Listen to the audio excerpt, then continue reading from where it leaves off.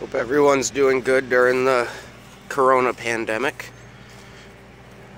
I'm in the process of laying 800 feet of power line.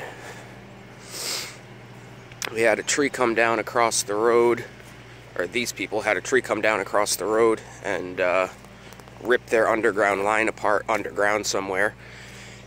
And it's in old cast iron pipes, so they needed a new main feed line. You can see the power lines for the road out there. The homeowner put the conduit in himself. I just dug the trench yesterday. But it's bedded with sand.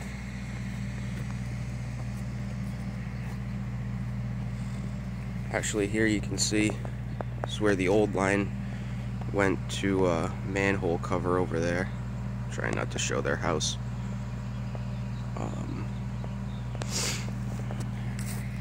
But here's the new line. Did 400 feet yesterday. You can hear the generator running in the background. They've been running on a generator for the last 3 weeks. So right here is where the transformer's gonna go, and then the rest of the line over to the house, which I'm not gonna show in the video.